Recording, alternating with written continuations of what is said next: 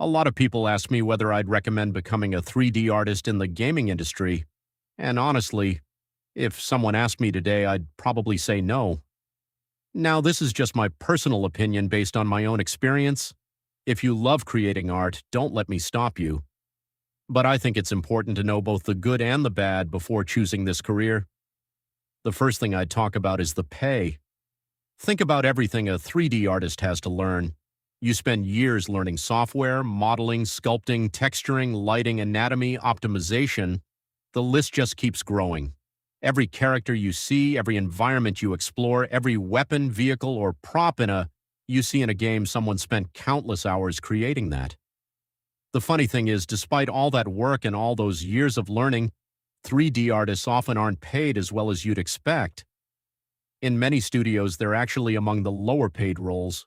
You're constantly learning new tools, improving your skills, updating your portfolio, trying to stay relevant, but financially, it doesn't always feel like all that effort is rewarded. That's probably my biggest issue with this career. Another thing is the stress. Let me give you an example because I think most artists will relate to this. Imagine your lead gives you an asset and says, "You've got 4 days." So you start working on it. Every day you show your progress, you get feedback, you make the changes, and everything seems to be moving in the right direction. Then on the fourth day, the day you're supposed to finish, you suddenly get feedback that completely changes the direction of the asset. Now you're reworking a huge section of it, but the deadline hasn't changed. That's the frustrating part.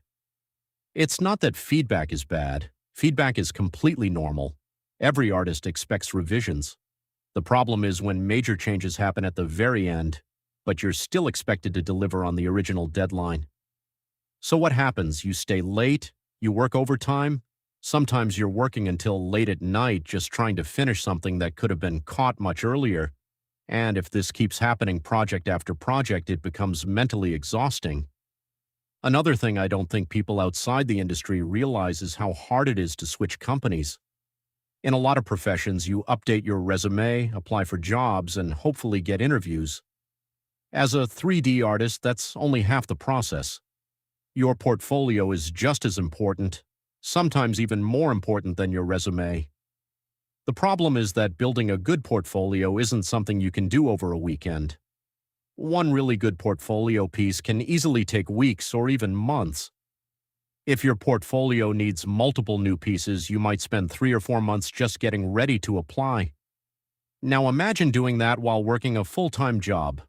You've already spent 8 or 9 hours making art at work. Sometimes you've even done overtime.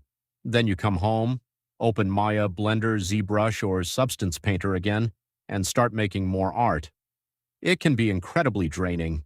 Something that should take 2 or 3 months can easily stretch into 5 or 6 months simply because you don't have the time or energy. And here's the worst part. After all those months of work, there's still no guarantee you'll get the job. Art is subjective. One art director might love your portfolio, another might think it doesn't fit their style at all. A third person might have a completely different opinion, so you can spend months preparing just to apply and still walk away with nothing. That's something I've always found really frustrating. And then there are art tests. This is probably one of the things I dislike the most. Personally, if a company has already looked at my portfolio and decided it's good enough to interview me, I don't really understand why I have to prove myself all over again with another art test. Think about everything that's already happened before that point. You've spent months improving your portfolio. You've probably done it while working full-time. The company likes your work, you're shortlisted, then you're told to spend several more days completing an unpaid art test. Personally, I find that whole process incredibly stressful, and I understand testing junior artists. But when you're talking about someone who's already worked professionally for years, maybe even on AAA games, their portfolio and experience already show what they're capable of. So why do they still need another lengthy test? That's something I've never really understood. By the time an artist finishes updating their portfolio and completing an art test, they've invested a huge amount of their own time just for the chance of getting a job. And even then, there's no guarantee. Sometimes your work simply isn't what that particular art director is looking for. Sometimes you don't even get a proper explanation. So you've spent money on an expensive PC, you've spent months building a portfolio, you've spent days doing an art test, and you still might not get the job. Personally, I've reached a point where I don't do art tests anymore. If a company wants to judge my work, they can judge it based on my portfolio. I'm not interested in spending days working for free just for the possibility of being hired. Another thing artists should be careful about is potentially exploitative art tests. There have been cases where artists felt the test looked suspiciously close to actual production work. You spend days making the asset, submit it, and then you never hear back. Maybe that's not what happened. Maybe it is. The problem is, you don't know. That's why I think artists should be careful about how much unpaid work they're willing to do, especially if the task looks like something that could actually be used in a real project. When you put everything together, the relatively low pay, the stressful hiring process, months spent updating portfolios, unpaid art tests, and concerns about exploitation, it honestly makes me question how much artists are valued in this industry. And from what I've seen and heard, these issues aren't limited to gaming. People in VFX often talk about very similar problems. Another trend I've noticed is that more companies seem to be hiring artists on temporary contracts. They bring people in while a game is being developed. Then once the project ships, layoffs happen because they no longer need such a large team.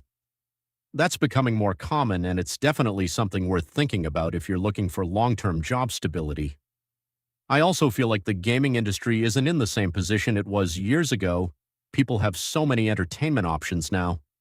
Instead of spending all their free time playing games, they're watching YouTube, scrolling Instagram, watching TikTok, streaming shows.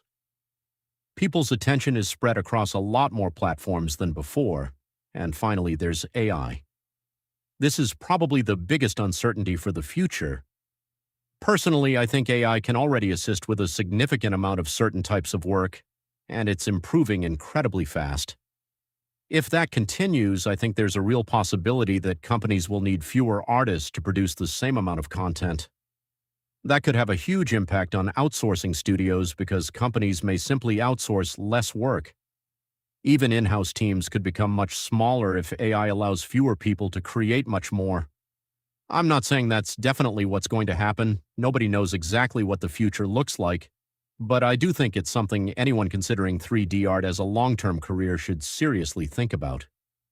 Again, this is just my personal experience and my own opinion. There are people who absolutely love this career, and that's completely fine. But if someone asked me today whether I'd recommend becoming a 3D artist in the gaming industry, I'd tell them to understand all of these realities before making that decision. Anyway, that's just been my experience after working in this industry for years. I'd genuinely love to hear what you think. If you're a 3D artist, do you agree with me or has your experience been completely different? Let me know in the comments. I read all of them. And if you found this video helpful, consider leaving a like and subscribing.